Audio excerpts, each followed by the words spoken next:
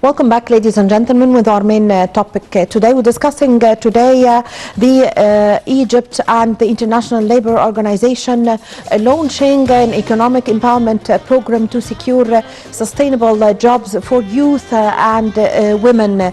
Actually, Egypt Social Solidarity Minister Naveen El-Qabbaj and Norwegian ambassador have signed an agreement in signing ceremony that is titled Egypt Youth Employment Economic Empowerment under the Opportunity Program or FORSA program. To shed more light on this, we have the pleasure to host today our dear guest, Dr. Hanadi Ragai, Professor of Strategic Management. Good morning, Dr. Ragai. Good morning, Ms. Ahmed. How are you? How are you? Dr. Ragai, could you just before we start this talking about this initiative and this signing agreement, could you shed light on the role, pivotal role played by President Abdel Fattah al-Sisi in women in the field of women empowerment and also in paving way for preparing youth for the coming future and for jobs. And let me add here that President Abdel Fattah al-Sisi have allocated several years ago a year especially for women and a year especially for youth, and he was very keen on the women empowerment when he was the president of the African Union last year. Actually, our President Abdel Fattah al-Sisi is believing in women and the youth because, you know, the youth, first of all, let's talk about the youth. They are the future for Egypt, and he's starting to prepare the leaders for the coming years. He's just, let's say, he's preparing the infrastructure for the youth to be the coming leaders, giving them all the chance by conferences, meeting them. He has on his page on the Facebook and all the social medias, you know, there is a channel to connect with President Abdel Fattah al-Sisi. It's the same for the women, and he's supporting the women, as you said, because he has, you know, just the conferences for them. He's trying to find always the solutions for the women, the problem, especially, you know, the last period of, we have some troubles, you know, and the period that Egypt was unstable.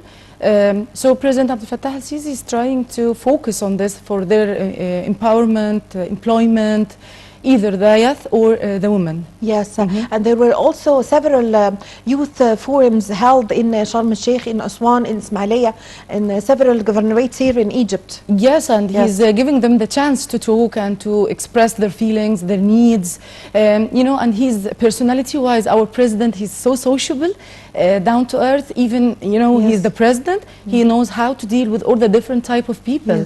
Yes. Exactly. So now could you talk to us, Dr. Ragai, about the importance of the projects that is titled Youth Employment in Egypt and Economic Empowerment to achieve development and increase production? Okay, the FORSA, it's, you know, just, it's a great initiative for the employment. Yes. We are talking about the employment like, you know, just the supply and demand in our labor market, okay? Yes. So this initiative will give the chance for all the youth to start his, we call it in the management SMEs, a small and medium enterprise projects. It's not essential to be an employee in a company, in a ministry, you know. Just you can start your project. So FORSA, he will give you to be more, you know, he's giving the chance for innovations, for creativity. You have your own project, if you like that. So this is, it's a great initiative from the President Abdel Fattah al-Sisi. Exactly. Yes. So, Dr. Ragai, also, how do you see the efforts that is exerted by the government? As you've just mentioned, in paving way for youth to make projects, but we'd like to shed more light on helping the government, helping the youth in order to establish, for example, small enterprises and invest in their energies, I mean, and develop their capabilities. Okay, Egypt is seeking to lead in Africa the SMEs projects because it's a very successful initiative in many countries before Egypt. So that means if you couldn't find a proper job a proper, opportunity in any institute, you can have your own projects. And all the people, they are not different. So some of the youth, they have innovations and creativities as let's say, as a strength, okay? So they refuse to be an employee. This initiative, our President Abdel Fattah al-Sisi is trying to help the youth that he would like to have this a small project. You can, if you find the expenses, it's zero expenses, and you can gain money in a proper channel. That's why it's a very useful idea. Yes. Mm-hmm. Yes. So there are several ministries who are putting hand in hand, or there is coordination between several ministries in order to pave way for the Egyptian youth to have their own enterprises and build their future. Yes, exactly. What are the names of the governorates that are coordinating with each other in this field? Yes, you can. The financial inclusions, it's trying to help with the central bank. It's helping the youth. You can find the investment ministry is helping also to the youth to start their own projects. The banking sector is allowed to have loans with a not very high interest. So if we can call them as a stakeholder to make all the youth to be successful. Yes, this is the stakeholders is helping the youth to have their own project with a high profit and with very less expenses, at least at the beginning or in their career in this project. Yes. So, Dr. Ragai, to what extent does women empowerment in the public and private sectors, as well as the civil society, would contribute to supporting economic development in Egypt? Actually, first of all, most of our ministries, they are women, if we can, most of them, yes, they are women. Our president is supporting the women to, to implement their projects, their ideas. So I think this is Egypt is trying to help in the public sector. You're supposed to apply for wherever the opportunity. And our president start to implement the idea of there is no difference between woman or man, or male or female. Just you're supposed to have the competencies that to meet this work or this project or whatever. But you're supposed to have the competencies to work properly in whatever the career that you choose for yourself. Yes. How do you see the role that is played by the Minister of the Ministry of Social Solidarity? As, for example, what we just witnessed, that the Social Solidarity Minister Naveen Al-Qabbash have signed an agreement with the Norwegian ambassador to Egypt. This coordination, how do you see it? Or it's a very positive initiative, and I think it will be most helpful for the women's sector. And this Forsa, after Corona or COVID-19 crisis, most of the private projects had been online. Okay, especially this will be very useful for ladies that they couldn't go to work and be committed with the working hours. That's why this Forsa is help the women to start maybe their projects during just an applications, a page on social medias. And they give all the just wide vision for the Forsa opportunity. So this is Mrs. Naveen is it's a very great idea for them, for the women especially. Yes. So how is it important? How important is the technology and digitalization in order to boost the youth and women in entering or starting in new areas in the labor market? Okay. Actually, before Corona and COVID-19, our Egyptian culture, they don't use for the online working, for the online studying.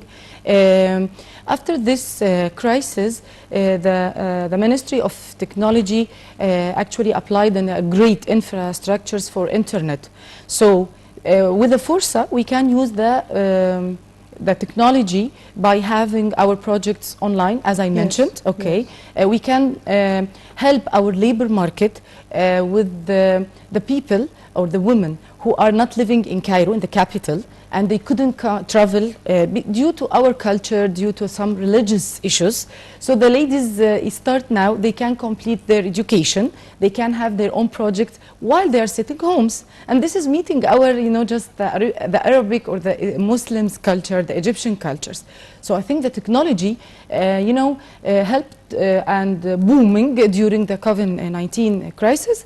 And sometimes I'm always mentioning this, COVID-19 still have the positive part. It's not only the negative. The positive part for COVID-19, as you mentioned, that the technology and the COVID-19 start our Egyptian cultures believe in online working and studying.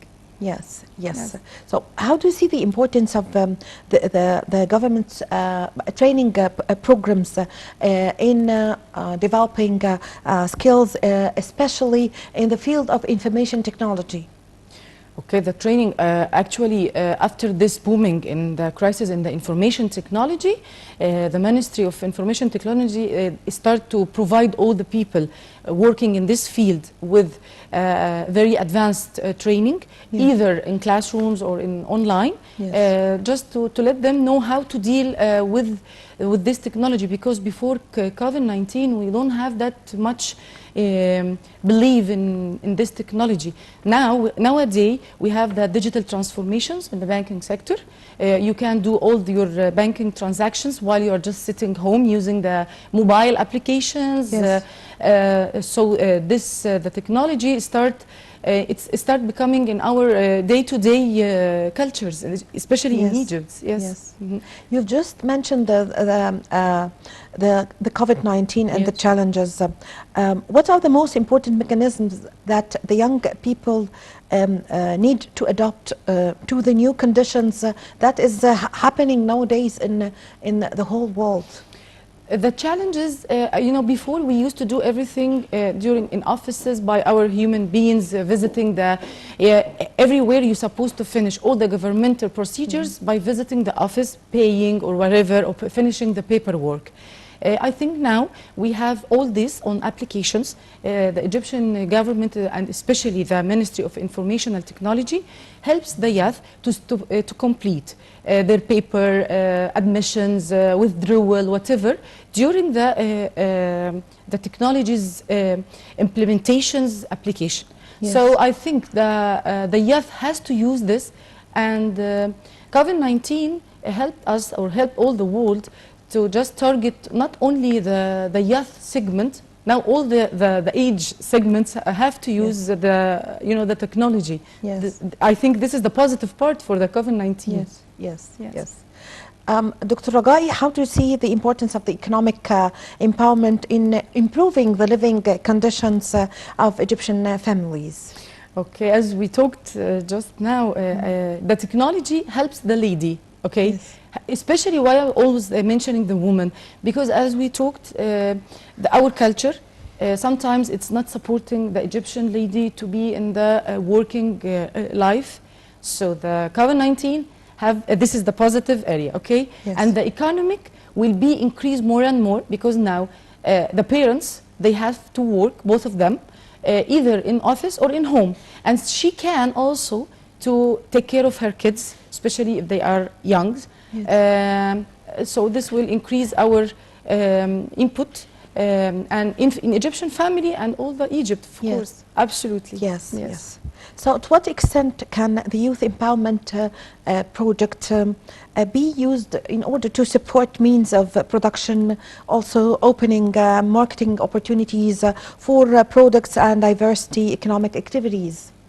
Okay, the youth, if they start believe as with this crisis that we are facing, this is the youth, okay, they will start to change their mindset, and we are going to a different era by using the technology, and this will affect the labor market, supply and demand. So we will have a little, the curve of supply and demand will be decrease in supplies, and the demand will increase while we have, just working online, learning online. I mean, the life will be changed completely Yeah. Already it's changed Yes. already Yes. nowadays by using the technology. Yes. That's why the economy will be changed as well. Yes. I think we started, the curve is starting to move up again by using the technology, and also, just the awareness about how to deal with this COVID-19 crisis makes the youth understand, just following the instructions coming from the Ministry of Health, and they also keep working, and the economy going to increase again. Yes. Dr. Ragai, you've just mentioned at the start of our discussion the coordination between the ministries, and also paving way for the banks to give loans to Yes. youth. Yeah, yeah. So the role of the banks we've just talked about. What about the role of the private sector and the business associations, also the international bodies in strengthening the economic empowerment initiatives? Okay, the local companies, or as you mentioned, I think they are following where the country and what is the strategy, Yes. vision and mission. Okay, regarding the 2030 vision for President Abdel Fattah al-Sisi, all the sectors is following his vision to 2030. That makes the just the employment for the youth starting to increase again, if we are talking about the employment. And if we are talking about the initiative, just projects and Forza idea, so all the sectors supposed to support this youth by just handling their needs, moving from just unemployment to employment. But with the طبعا following the Abdel Fattah al-Sisi's our president 2030 directives. yes, exactly, Yes, yes. Dr. Ragai, how important is the expansion of the entrepreneurship and income generating activities of the poor families, women, youth, and raising the productive role of women? Okay.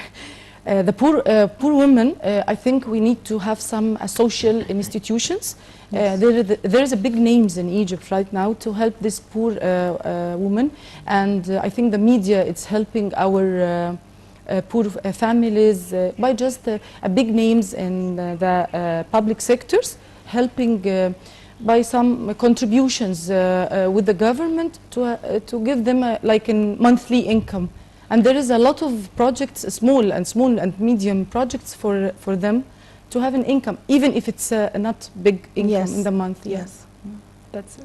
I thank you very much for your Thank you. time and for your valuable information, and for coming this morning with us, Dr. Hanadi Ragai, Professor of Strategic Management. Thank you very much. I really had the pleasure to host you. Thank you very much.